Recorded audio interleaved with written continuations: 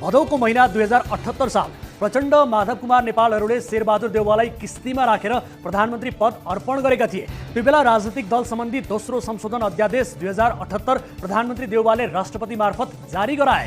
यसो गर्नुको एक मात्रै उद्देश्य नेकपा एमालेलाई टुक्रा पारेर नेकपा यसको जन्म गराउनु थियो। राजनीतिक दल सम्बन्धी ऐनमा केन्द्रीय समिति वा संसदीय दलमा 40% पुर्याउन सक्नेले पार्टी विभाजन गर्न पाउँथ्यो। तर माधव कुमार गुटसँग त्यस्तो संख्या नभएकाले देउवाले केन्द्रीय समिति वा संसदीय दलमध्ये कुनै एकमा 20% सदस्य भए पनि दल फुटाउन पाइने प्रबन्ध अध्यादेश ल्याएर पूरा गरिदिए। देउवाले ल्याएको यस्तो अध्यादेश विरुद्ध एमाले आगो भयो, तर उसले केही गर्न सकेन। माधव नेपालले पार्टी फुटाएरै छाडे। अनि त्यो अध्यादेश आएपछि प्रचण्ड माधव कुमार नेपालहरू खुसीले पागल भए। अध्यादेश ल्याउने देउवा पनि दुखी किन हुन्थे, उनी पनि चिल नै भए। यस्तो प्रयास केपी ओली प्रधानमन्त्री हुँदा पनि भएको थियो। तर अहिले सरकारले जति अध्यादेश जारी गराउन खोजिरहेको छ त्यहाँ कुनै राजनीतिक दल फुटाउन वा सरकारमा बसेका राजनीतिक दल नेता मन्त्री प्रधानमन्त्रीहरूको कोटरी गुट आफन्त वा कुनै स्वार्थ समूह पोस्न यो काम भइरहेको छ भनेर दाबी गर्ने ठाउँ हामीले भेटिरहेका छैनौँ। हिजो आफूले अध्यादेश ल्याउँदा छिटो कानुन ल्याउन यसो गरिएको भनेर डिफेन्स गर्नेहरू अहिले अरूले त्यही काम गर्दा संसदको अधिकार किन खोसेको भनेर विरोध गरिरहेका छन्। विरोधी मोर्चाको गगन थापा नेतृत्वको नेपाली काङ्ग्रेसले गरिरहेको छ। यसमा एमाले माओवादीहरू पनि सङ्गठित भइरहेका छन्। काङ्ग्रेस एमाले माओवादीहरू आखिर यस्तो छेपारे शैली नीति व्यवहार आचरण किन गरिरहेका छन् भनेर यसको कारण खोज्नतिर चाहिँ हामी लाग्दैनौँ। किनभने यिनीहरूको यो पैदाइसी गुण हो। यिनीहरूको रगतमा मात्रै होइन डिएनएमै यही गुण छ। यो गुण बदलिन जिन म्युटेसन हुन जरुरी छ। त्यो हजारौं वर्षको प्रक्रियाबाट मात्रै पुरा हुन्छ।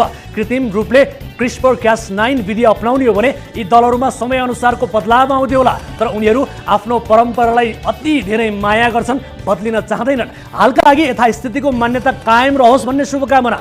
राजनीतिक नियुक्ति लिएर राज्यका सबैजसो निकाय कब्जा गरेका करिब 1200 जति दलका झोले झ्याम्टीहरूलाई हटाउन सरकारले अध्यादेश मार्फत कानुन बनाउने र एक क्लिकमा सबैलाई हटाउने योजना बनाइरहेको छ। यो काम गर्न कति आवश्यक छ कति आवश्यक छैन भन्ने कुरामा दर्शकहरूलाई केही अलमल छ भने काङ्ग्रेस एमाले माओवादीहरूले कस्तालाई राजनीतिक नियुक्ति दिएका छन् भन्ने बुझ्नुपर्ने हुन्छ। यसका लागि म केही उदाहरण प्रस्तुत गर्न चाहन्छु। अहिले स्वास्थ्य बीमा बोर्डको अध्यक्षमा एमाले नेता सूर्य थापाका भाइ चन्द्रबहादुर थापा छेत्री छन्। लुम्बिनी विकास कोषको उपाध्यक्षमा माओवादीका ल्यारग्याल लामा छन्। भूमि सम्बन्धी समाधान आयोगको अध्यक्षमा नेकपा एमालेका कार्यकर्ता हरिप्रसाद रिजाल छन्।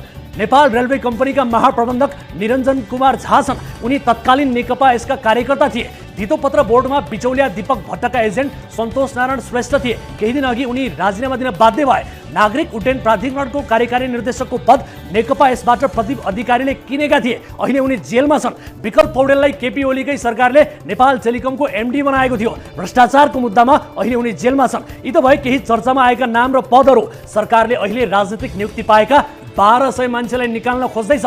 प्रदीप अधिकारी, विकल्प पौडेल, ल्यारक्याल लामा, चन्द्रबहादुर थापा छेत्री, हरिप्रसाद रिजालहरूको नाम चर्चामा आएर तपाईँ हामीले थाहा पायौँ। तर चर्चामा नआएका तर यस्तै ढङ्गबाट राजनीतिक नियुक्ति लिएका यहाँ 1200 छन्। यी 1200 मान्छेहरू काङ्ग्रेस एमाले माओवादीहरूका जरा हुन्। फागुन 21 को निर्वाचनमा जनताले पुराना दलको फेदमै बन्चरो हानिदिए, तर जरा चाहिँ देशभर छरिएर रहेका छन्। यही अपवाद बाहेक सबैजसो राजनीतिक नियुक्ति पाएकाहरूले गर्ने भनेको आफ्नो दलको र नेताको सेवा नै हो। सरकारी निकायमा राजनीतिक नियुक्ति लिने, प्राप्त अधिकारको दुरुपयोग गर्दै राजनीतिक दल पोस्ने काम गर्दै आएकाहरूले देश र जनताको हित हेरेर निर्णय गर्दैनन्। यसकारण यी 1200 पदमा विराजमानहरूलाई सरकारले पटक पटक कुर्सी खाली गर भनिसक्यो। तर यी ऐजेरूहरू लिसो झै टाँसिएका छन्। यिनीहरूलाई मौजुदा कानुन बमोजिम नै हटाउने हो भने वर्षौं लाग्छ।